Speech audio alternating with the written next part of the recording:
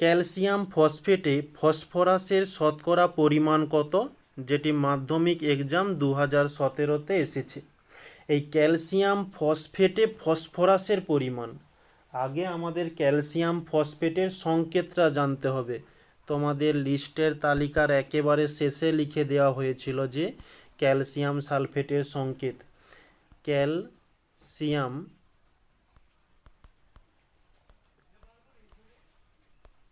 সালফেটের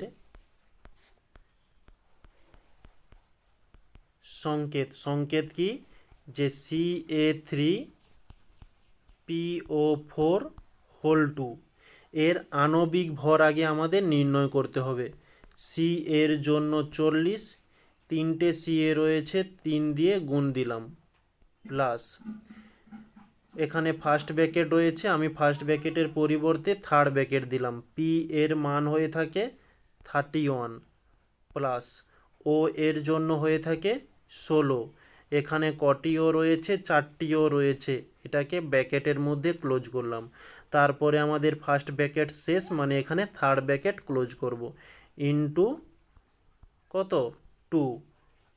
ওকে, next পরবর্তীতে এটা third ব্র্যাকেটের পরিবর্তে, আচ্ছা এখানে একটা সেকেন্ড ব্র্যাকেট দাও, 80 হয়ে যাবে।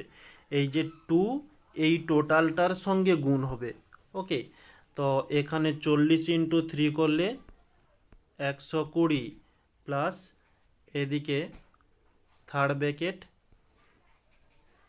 সেকেন্ড ব্র্যাকেট 31, প্লাস 16 ইন্টু 4 করলে 64। Okay, second bracket close, into 2, third bracket close.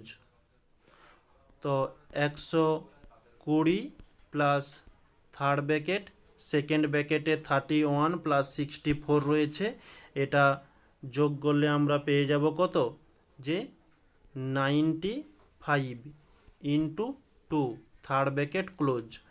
120 plus 95 into 2 করলে এটা হয়ে যাবে 190, এটা যোগ করলে পাচ্ছি 310 গ্রাম। তাহলে এই ক্যালসিয়াম ফসফেট হচ্ছে 310 গ্রাম। তার মধ্যে ফসফেট কত, ফসফেটের আণবিক ভর নির্ণয় করতে হবে। আচ্ছা, এটা নেক্সট পেজে করি। যে ফসফেটের সংকেত, আগে ফসফেটের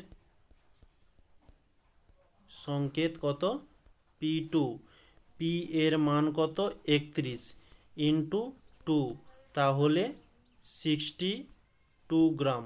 তাহলে আমরা এখানে লিখতে পারি 310 গ্রাম ভরের Ca3PO4 এর মধ্যে ফসফরাস মানে P2 এর পরিমাণ কত, 62 গ্রাম। যেহেতু আমাদের এখানে এই শতকরা কথাটি চেয়েছে, তাই আমরা এখানে 100 এর সাপেক্ষে নির্ণয় করব। তাহলে 100 গ্রাম ভরের Ca3PO4 মানে ক্যালসিয়াম ফসফেটে মধ্যে ফসফরাস মানে P2 এর পরিমাণ কত, 62/310 ইন্টু 100। উপরের 0 নিচের 0 কেটে গেল। আচ্ছা, 31কে আমরা 2 দিয়ে দিলে 62 পেয়ে যাব। তাহলে হচ্ছে 2 ইন্টু 10 সমান হচ্ছে কত, 20 গ্রাম। তাহলে অতএব লিখতে পারি ক্যালসিয়াম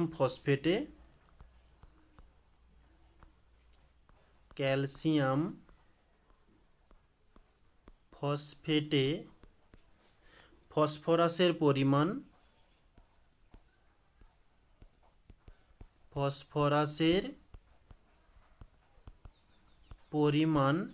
20%। এই হচ্ছে আমাদের অ্যান্সার। ওকে।